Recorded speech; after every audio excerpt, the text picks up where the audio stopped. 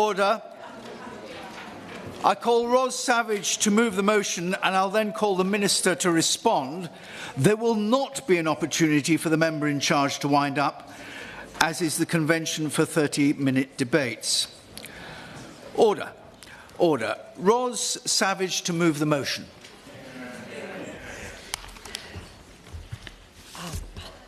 Thank you very much. It is a pleasure to serve under your chairmanship. Today, we're addressing an issue of great importance, the proliferation of solar farms on our agricultural land. As many of you know, I've dedicated much of my life to raising awareness about our ecological and climate crises. I've met people who are set to lose their entire countries to rising seas. So let me be clear, nobody can doubt my commitment to strong action on climate change. But there are many ways to skin the climate cat. And I don't believe that solar parks on the scale of Cottam, Cleve Hill, Longfield, Mallard Pass, Gate Burton, Sonaker, and in my own constituency of the South Cotswolds, the proposed Limedown, are the best way forward. I've received numerous messages from residents near the proposed site of Limedown, and without exception, they've been distressed about the proposal, and I share their concerns. These are not NIMBYs. They're thoughtful, environmentally conscious people who, like me, agree that we need renewables, but at the right size, in the right places. Will the Honourable Lady give way? I will give way. Like the Honourable Lady, I am very keen on renewable energy. I'm a Liberal Democrat, for heaven's sake. But I'm also a pragmatist, and in Washford, in my constituency, there's this massive solar farm that's being built on particularly good agricultural land. Would the Honourable Lady agree with me that we must be practical and put them on commercial buildings and residential houses rather than on farmland? I thank my honourable friend for her intervention, and I do totally agree, and we'll be coming to that point shortly. I was just saying that we need these projects to be at the right size, in the right places, and in the right ownership. I will give way. Can I commend the Honourable Lady for bringing this forward? I suppose there's a twofold issue to look at. Number one, farmers who sign up to solar farms are committed to a long-term lease, and that will impact in relation to the family inheritance tax potential. But the other thing is in relation to using land better for food production, as it should be. Only land that is of a lesser quality or a rocky land would be more suitable for solar farms. And does the Honourable Lady agree that is the way forward? I thank the honourable member for his intervention, and I would agree that that is the way forward. Let us consider the facts. Our agricultural land is dwindling at an alarming rate. We're down to 14.8 million acres of arable land, the lowest since World War II, and we're losing nearly 100,000 acres annually. We already import nearly 60% of our food. Do we really want to increase that dependency on foreign supply chains? I would give way. Been super generous. I'm really grateful to her. You make an excellent point. We obviously have means in which we can control how these things happen through the ELMS payment scheme and through planning law. So would she agree with me that by both of those streams, we should be able to ensure that food security is at least as important as energy security, and we should not be using productive agricultural land for solar panels, for solar farms, when they can be developed elsewhere? Westminster Furness Council, for example, has used disused land to provide a solar farm of their own on non-agricultural land. I would indeed agree with my honourable friend that we should be prioritising locations that do not impact on our ability to meet our food security needs. The environmental benefits of solar farms are not as clear-cut as some would have us believe. Yes, they do produce clean energy, but at what cost? Large installations can alter local ecosystems, potentially contaminate soil, and even increase local temperatures due to heat absorption by the dark panels. And let's not forget the human cost. Tenant farmers face eviction, land values are skyrocketing, making it harder for new farmers to enter the industry. And we risk losing the very character of our rural communities that underpins local tourism and our national identity. I will give way. I'm grateful to the Honourable Lady for giving way. I actually agree with every word she has said so far, but would she agree with me that if we are to protect food security, if we are to give it that equal billing with energy security and national security. It's not just solar installations that are inappropriate, but it's the ancillary projects that I'm seeing in my constituents, such as battery storage, and then National Grid coming along and saying they've got to completely rebuild all of the substations. Guess what? On more agricultural land. It's a much bigger problem than just solar. I thank the Honourable Member for his intervention and absolutely agree with his points. However, I'm not against solar energy, far from it, but we do need to be smart about how we implement it and all of the associated infrastructure. Why not require all new homes to be fitted with solar panels, as proposed by my honourable friend, the member for Cheltenham, in his Sunshine Bill? Why not use the vast roof spaces of warehouses, public buildings and car parks? These are sensible, minimally intrusive ways to contribute to our net zero goals. Would you give way on that point? I will give way on that point. I will confess that prior to being elected to this place, I spent 10 years in renewable energy finance, and it's a common claim from certain activists and newspapers that we should put it on commercial buildings. I don't disagree with that. The problem is the economics of it don't stand up from a finance perspective until the government actually steps in to guarantee a minimum export amount of value for export. Rooftop solar will never stack up, neither will carport solar. That's why investors will always go for utility scale.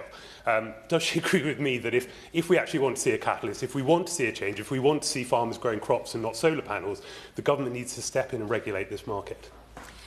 I thank my honourable friend for his intervention. He makes some very interesting points that I look forward to exploring further with him in the future.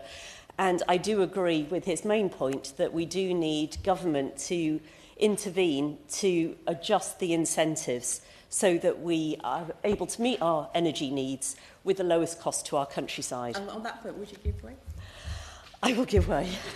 Thank you. And given that part of the barriers to public acceptance of large-scale solar farms comes from a need to see this joined-up approach and that we're balancing both food security and energy security, that what people like to see, for example, in my constituency with the large Kingway solar farm being proposed, is the much-promised land use framework coming forward and the strategic spatial energy framework, so that they know where that 0.1% should go and that it's going in the right places. There's a joined-up approach, and therefore reasonable people, can support this where necessary. I thank my honourable friend for her intervention, and I'm sure we are all awaiting with bated breath the long-awaited land use framework. The National Farmers Union are well aware that British farmers host about 70% of this country's solar generation capacity, but they're urging this government to recognise that small-scale energy needs to be prioritised on brownfield sites and lower quality land first. And let's not forget about other nature-based solutions like rewilding or planting 60 million trees per year. This would not only help absorb carbon, but also restore valuable habitats. We do need to increase our use of renewables. However, this must be done sympathetically to the environment and should provide as a priority community energy to homes, schools and businesses. We have a real opportunity with the land use framework to define our national priorities for the long-term future, emphasising ways of multi-purposing land with ideas like intercropping, living roofs and rooftop solar. And we absolutely need cross-party consensus. This question of meeting future energy needs, while not trashing either the climate, our countryside or food production, is too important to become a political football. The English countryside is currently at risk of being exploited for financial gain by profit-making companies, a corporate wolf dressed up in green clothing. We must not allow this to continue unchecked. Thank you very much. This House has considered solar farms on agricultural land. Minister. Morning. It is a pleasure to serve under your chairmanship, of course. Can I begin by congratulating the Honourable Lady for securing this very important debate and the number of interventions that she received in such a short period of time reflects the strength of feeling here. And look, can I just start, before sort of setting out the government's approach to this more widely, by just reassuring the Honourable Lady and her constituents that we agree on most things, I think, in this space. We agree that we should be using renewables, whatever they are, wherever they are, in the best way possible. We agree that we need to look at our responsibilities in terms of the climate, our responsibilities in terms of agriculture and the countryside and food production. These are all responsibilities that the government take very seriously and look at very carefully. We agree that we should build, if we're building solar panels as an example, we should build on brownfield sites first. If we can't, we should build on areas that are lower quality land first. And we agree that food security is enormously important for this country, and the global conditions that we find ourselves in, where there's more uncertainty, and we saw that with the war in Ukraine and what followed with our energy prices, that we do need to be mindful of all of these things. So I think we come from a place where actually, when it comes to the principles, we agree. I wanted to just set out the government's overall approach to our clean power mission that might help set this in context. We've been clear from the start, as the Honourable Lady is, I think, as well, that the only way to tackle climate change and to secure our energy supply and to bring down bills and drive economic growth is through clean energy. And the rapid deployment of clean energy infrastructure is essential for the future of our security and economy. I will give way. I'm grateful to the Minister for giving way on that. But isn't it the case that what this current government is doing is just plumping for the technology that's right now available in the form of thousands of acres of solar, when you need 2,000 acres of solar panels to produce enough electricity for just 50,000 homes on current usage, but an SMR, a small modular reactor, just needs 2 football pitches for 1 million homes. Why on earth is the government messing about with solar, given the impacts that has, as the Honourable Lady said, and as I've made many times, that impact on food security? Well, the previous government messed around with solar quite a lot. I think we are building on what the previous government did up to a point. Look, I think the answer here is to look at all of the technologies that are available to us. And of course, SMRs are enormously attractive in lots of different ways. And lots of colleagues in this place have been talking to us about SMRs. And there is a process, as he knows, for the development of them. The tools that we need in our armoury are all of them, and we need to make sure we're using the most modern technology available. He makes a fair point on that front. Sustainable power generated here in Britain will reduce our contribution to the damaging effects of climate change. It will reduce our dependence on the volatile global fossil fuel market and create thousands of highly skilled jobs, which it is already doing and will continue to do. So instead of delaying the inevitable, we've set ourselves this target to push to clean power by 2030. And the Clean Power Action Plan that was published last month sets out how we're going to get there, including the likely technology mix required. And it's clear that solar will play a major role. Yes, I will give way. Richard Fuller. Thank you very much, Sir Desmond. Just on the Minister's comments about the government's announcements in December and the subsequent announcement by NESO about moving forward rapidly with renewable energy, and relating to East Park Energy, which is a proposal in my constituency, which has 74% use of a best and most versatile land. In neither the December statement nor the January announcement by NESO was there any reference at all to the criterion of the use of best and most versatile land. Can she just affirm that that criteria is still used in the assessment of which projects the government move forward?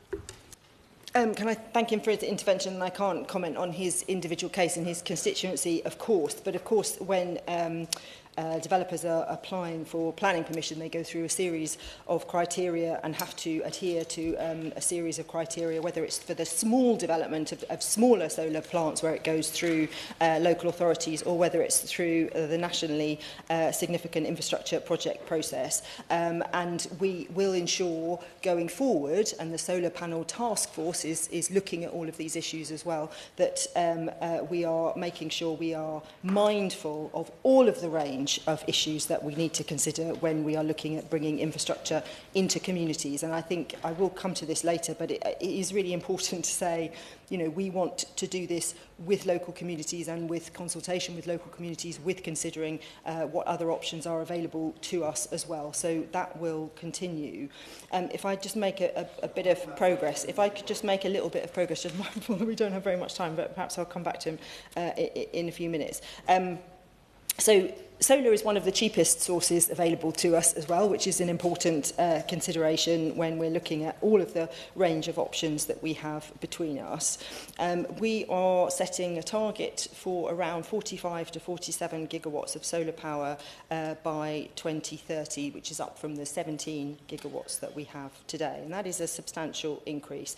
I want to tackle the issue that a number of members mentioned in terms of the rooftop versus ground mount issue. And, you know, I think the Honourable Lady is right to talk about how we need to be going further to make sure we are putting solar panels on our roofs, and what can government do to encourage that.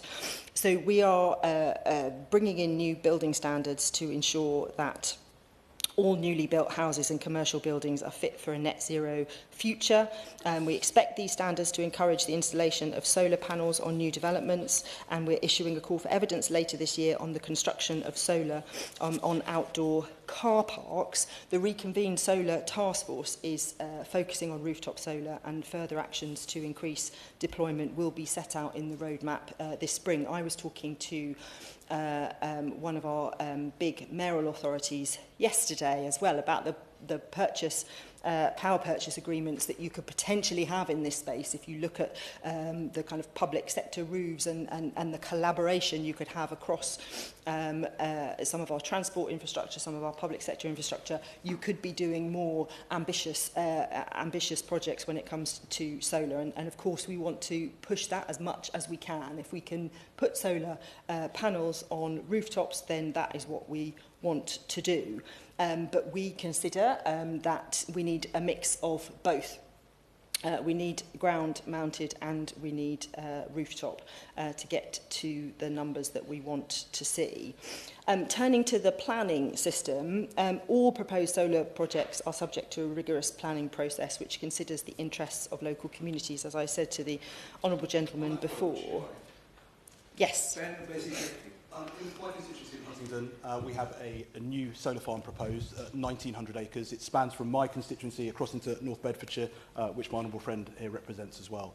The local population have spent a lot of time liaising with both myself and my honourable friend with regards to the impact that it's going to have and the lack of consultation that they've received. They've been told that they're realistically going to receive no real benefit from the solar farm being there. They're certainly not going to receive directly cheaper energy bills for having it built right on their doorstep. I wondered what the Minister would say to those constituents and also the constituents of the other members in this room who are effectively having nationally significant infrastructure projects foisted upon them, and the fact that they don't feel that they have a say or any real ability to push back on this. Can I thank the honourable gentleman for his intervention, and I think he expresses a concern that local members of Parliament will always have when constituents come to them with issues. And look, we are balancing an issue here when it comes to solar. So at the moment, about 0.1% of all our land in the UK, and it turns out about 0.1% of all agricultural land as a proportion as well, has solar on it. So even if we were to reach our targets and go beyond, it would still be less than 1% of land. So we have that statistic to look at, but then we have the local situation to look at too, right? Which is where we absolutely accept that we are asking people to have infrastructure in their communities that will affect them, will change their view, will change their roles, will change the jobs that are available. It has an impact. So we are looking through our Clean Power Action Plan at what are those community benefit systems that we need to set in place. Now, I can't speak to his particular case because it's going through the process and it wouldn't be right for me to do so. But I am mindful of what he's saying about the need for communities both to feel like they're going to have some direct benefits, but also to understand why we need some of this infrastructure. And the reality is that we haven't created and kept up to speed with infrastructure developments in this country over the last couple of decades, we need to move faster, whether it's our grid system, whether it's our renewable energy, whether it's our transport systems. We need to build these things for our future, for our children, for our grandchildren, to have the future that we want to see. And of course, we need to be mindful of how local people feel and the impact it has. And that's why, for the big national planning infrastructure, nationally significant infrastructure projects, there is still, of course, consultation and it's strong engagement with communities, and that needs to get better. And we are looking at that through our Clear Power Action Plan. I'm mindful of the time. I want to move on to food security, which the Honourable Lady mentioned. So food security is national security. It's very important for this government. We need a resilient and healthy food system that works with nature and supports British farmers and fishers and food producers. And that's why this government will introduce a new deal for farmers to boost rural economic growth and strengthen Britain's food security. Yes. The concern is that farmers often are pushed into things that they would not choose initially, for example, giving over productive agricultural land for stuff that's not food production. Because of the perversity of government funding changes, perhaps the most egregious thing that happened in the budget is the 76% cut in the basic payment this year for farmers, which many of them will make them feel that their hand is forced to go down a direction they don't really want to. Might you have a word with the Treasury to see whether that could be looked at and that cut taken away? Well, I heard the honourable gentleman in the point, right honourable gentleman in the point that he made. And look, the wider point about farmers over the years, being pushed according to whatever the EU subsidy was or the local subsidy was, is of course right, and we need to get this balance right. And I would just speak to the numbers again, that we are looking to go from 17 to sort of 35, which is a kind of trebling of what we have now. It's currently 0.1% of the land use. So we are talking small numbers, although I appreciate in constituencies it feels much bigger, because there will be some constituencies where there are more, like the Honourable Ladies, more of these products coming along. And of course we need to get our system right for farmers. I am a Member of Parliament in Croydon, where we do not have many farmers, but I am incredibly grateful to the work that our farmers do and the important role that they have, and we need to make sure we're supporting them. And where we develop agricultural land, where it's necessary, and we need to start with the basics of using other land first where we can. Where it is needed, we do not think it will have any significant impact on food security because of just the numbers. The 0.1%, less than 1% of the UK's agricultural land would be occupied by solar farms. We do not believe that will have an impact on our food security. And just to finish my point here, because it is connected and it speaks to the point that the Honourable Lady made when she started, the biggest threat to British farmers in the countryside is not solar panels, it's from the impact of climate change and the effects that we're already seeing in terms of floods and droughts that are already threatening the livelihoods of our farmers. So we have to be mindful of that when we are also then trying to tackle climate change and put the use of solar in there. Thank you, Sir Desmond, and thank you very much to the Minister for giving way. I appreciate the principles that she's setting out, particularly on the impact of climate change on food security. And every model of net zero energy that I've seen does include a greater role for renewable energy on land. But isn't the risk that without a clear land use strategy in place that shows how we'll achieve a resilient food supply whilst also meeting net zero targets, that decisions on solar farms and where they're located end up getting made on a piecemeal basis rather than on the basis that the Minister's setting out? The Honourable Gentleman has predicted what I was about to start talking about, which is the land use framework. Because of course, it's right. The government recognises that England has limited land With it comes demands for what it's used for, including our vital clean energy infrastructure. And delivering our manifesto commitment, the government will introduce a land use framework to consider how we balance competing demands and transform how we use land. And this will support economic growth and deliver on the plan for change that was outlined by the Prime Minister last month.